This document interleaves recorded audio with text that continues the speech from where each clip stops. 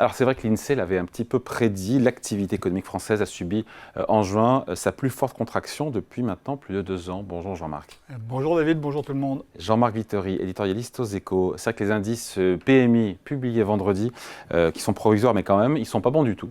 Ils sont largement, notamment pour la France, il y a un gros décrochage sous le seuil des 50, c'est le seuil de 50, c'est ce qui sépare la croissance, on va dire, de la contraction de l'activité. Est-ce qu'on s'inquiète ou pas parce qu'apparemment, il y a eu un gros refroidissement sur le mois de mai. Alors, l'INSEE avait titré sa note de conjoncture il y a 10 jours, la croissance hésite. Et je pense que c'est vraiment le moment dans lequel on est aujourd'hui. Moi, je suis beaucoup plus réticent vis-à-vis des PMI qui, historiquement, se trompent tout de même très souvent sur la France. Mais alors, il faut reprendre le film un petit peu plus long tout de même, regarder ce qui se passe depuis un an. Depuis un an, on est, vous savez, que quand vous êtes dans un train et puis que le train roule juste assez vite pour que vous n'ayez pas envie d'ouvrir les portières, mais qu'en fait, il est pratiquement à l'arrêt. L'économie française, depuis un an, c'est ça. Hein.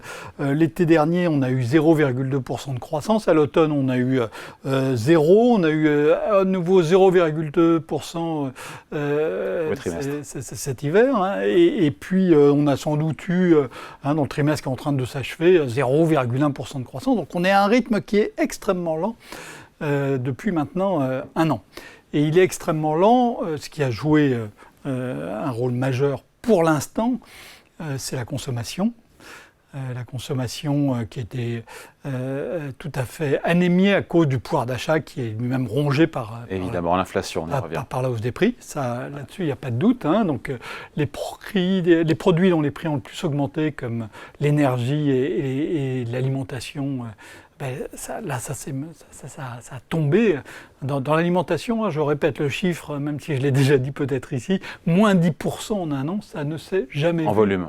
Depuis la Seconde Guerre mondiale, hein, en volume évidemment, qui est ce qui compte quand vous mangez pas de la valeur, vous mangez du volume. Enfin, moi oui, vous je pense aussi. Non, on mange en volume. Voilà, on mange tous des volumes. Même si la valeur a un impact sur le volume, sûr, évidemment. Mais donc, moins 10%, donc c'est absolument massif. Mais ça, cette phase-là elle est un peu... de la consommation, on a l'impression que voilà, c'est en train de se calmer, l'inflation elle-même est en train de se calmer. Doucement. Les prix ne baissent pas, et ils vont baisser doucement, mais voilà, on n'est plus en phase d'accélération. Les salaires, eux, ils rattrapent petit à petit, avec retard, et puis un peu dans le désordre, mais on voit même des phénomènes de rattrapage et qui vont continuer pendant les mois qui viennent. Donc le souci qu'on a là, c'est plus la consommation. C'est la hausse des taux d'intérêt qui se font de plus en plus, qui se fait de plus en plus sentir. On a un crédit, on le sait, qui est plus dur à décrocher, qui est plus cher, à la fois pour les particuliers, on parle immobilier, mais il n'y a pas que ça, mais aussi pour nos entreprises. Oui. Donc la Banque Centrale Européenne est même passée de 0 à 4% en un an. Hein. C'est même un mouvement violent. Il n'y en a jamais eu d'aussi violent dans l'histoire de la Banque Centrale Européenne. Et il faut remonter à la réunification de l'Allemagne. Hein, donc je pense que vous étiez encore bambin à ce moment-là, pour voir une hausse des taux d'intérêt aussi brutale. Qui produit ses effets en ce moment. Et qui produit ses effets, comme toujours, avec retard. Alors ça, les économistes s'écharpent là-dessus. Est-ce que c'est 6 mois, 9 mois, 12 mois, 15 mois voire 18 mois, j'ai entendu. Voire 18 mois, voire jusqu'à 2 ans, l'effet plein au bout de 2 ans. Donc on ne sait pas quoi, en gros. Donc on sait que ça ne joue pas tout de suite. On sait que ça joue avec des délais. Et clairement, on voit aujourd'hui que ça commence à mordre sérieusement. Et ça mord sérieusement sur les entreprises par 2 canaux différents. Le premier, il y a un effet sectoriel très fort, hein, qui est l'immobilier. Ouais. L'immobilier avec bâtiment aussi, enfin tout l'immobilier au sens large. L'immobilier, je ne parle pas de l'immobilier ancien. L'immobilier ancien résiste. Alors les gens ne refusent de vendre leur logement parce que les prix commencent à se tasser. Premier réflexe, c'est on refuse de vendre. Et donc l'immobilier ancien n'est pas trop touché. En revanche, le neuf, là on est dans une situation, une chute brutale, pas des prix, mais de l'activité. Ouais. Les prix ne peuvent pas chuter parce qu'il y a des normes, parce qu'il y a du foncier qui, lui, n'a pas baissé. Mais donc, en revanche... baisse de 50%. Voilà, on a reçu le patron d'Altarea la semaine dernière. Il nous a dit que c'est une baisse de 50% des réservations sur le premier trimestre. Vous regardez tous les indicateurs, hein, les permis de construire, les mises en chantier, et puis aussi ce que disent les promoteurs sur leurs projets. Là, ça s'effondre. Là, on peut vraiment parler d'un effondrement. Et cet effondrement, il se répercute sur toute la chaîne. Il n'y a pas seulement les entreprises de construction, il y a aussi celles qui les approvisionnent. Il y a les cimentiers, il y a les fabricants de portes, les fabricants de fenêtres, les installateurs de chaudières. Tout ça, c'est en train de diminuer de façon tout à fait sensible. Et donc là, on a vraiment clairement la morsure des... Premier canal des taux d'intérêt, c'est donc le logement au sens large. Voilà, c'est un impact sectoriel sur l'immobilier. Et le deuxième impact, alors c'est un impact plus classique pour les macroéconomistes, quand on regarde l'économie dans son ensemble, c'est les achats des entreprises. Il y a deux choses qu'elles arrêtent d'acheter quand les taux d'intérêt montent, ou qu'elles achètent beaucoup moins.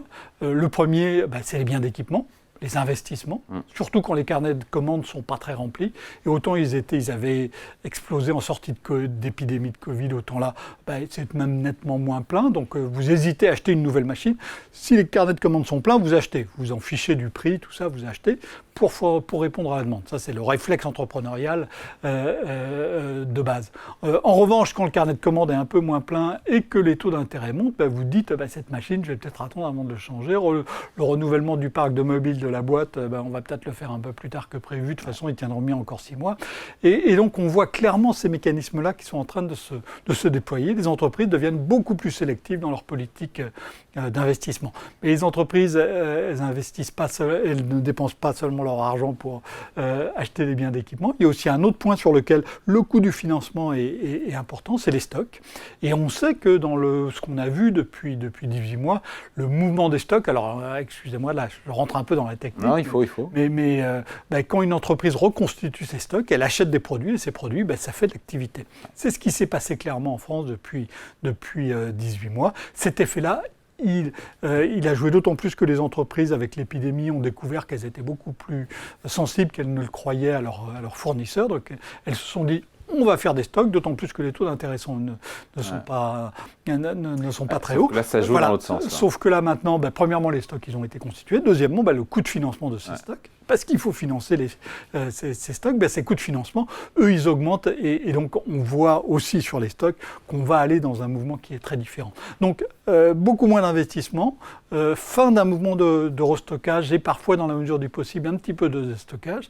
Donc ça va peser sérieusement sur l'activité des prochains mois et des prochains trimestres. Voilà, on resterait sur une croissance quasi nulle, ou est-ce qu'on peut envisager carrément une contraction de l'activité au second semestre? L'Allemagne est déjà en récession. Quand vous êtes à 0,1% ou 0,2% de croissance, vous perdez un tout petit peu, vous perdez 0,1, vous tombez à 0, et vous tombez à 0,2 ou 0,3%, ce qui n'est pas grand-chose, c'est une toute petite érosion, vous tombez dans le négatif. Économiquement, ça n'est pas un effet majeur. En revanche, symboliquement, c'est très fort. On a pris l'habitude depuis des décennies de considérer qu'une récession, c'est quand on a 2 trimestres consécutifs de baisse de l'activité, que ça soit de 0,1% ou de 1%, c'est pareil. Pourtant, c'est pas la même chose. On appelle ça, il y a la même étiquette, c'est pas du tout la même chose économiquement, mais dans la perception, c'est la même étiquette, récession. Et donc l'étiquette récession, on l'aura peut-être sur l'économie française. Donc en réalité, on sera en stagnation. Ce qui nous pend au nez, c'est une stagnation. Ce qui nous pend au nez, c'est une stagnation qui peut durer un certain temps. Stagnation globale, ça ne veut pas dire qu'il n'y a pas des secteurs qui vont progresser très vite. Je crois que vous allez entendre après moi un chef d'entreprise qui est dans ce cas.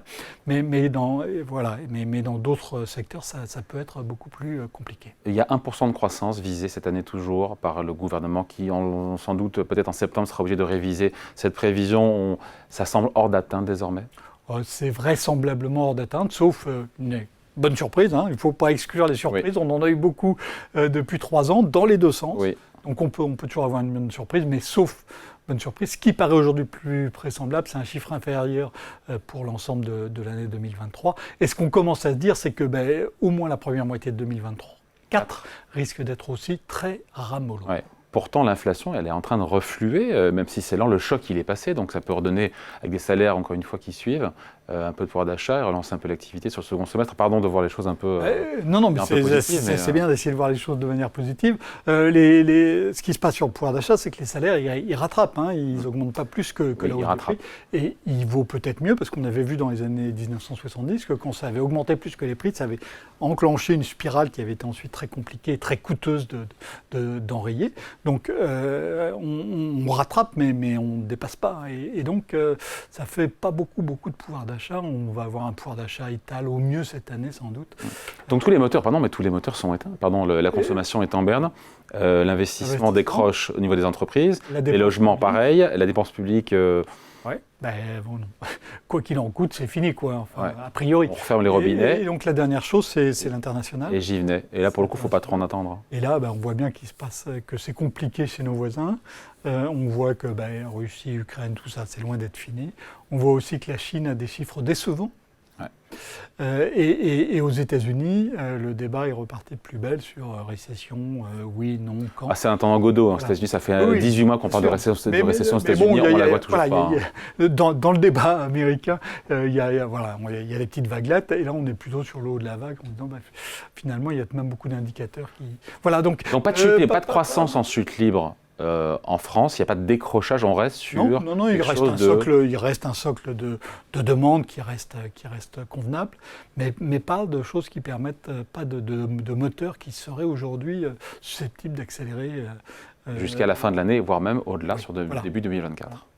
Bon, on se réjouit, parce que, non, mais voilà, on est dans une période compliquée. Je rappelle, on a eu 2 chocs absolument majeurs qu'on n'a pas bien, dont l'impact a été reporté dans le temps, avec des mesures budgétaires, avec des mesures monétaires.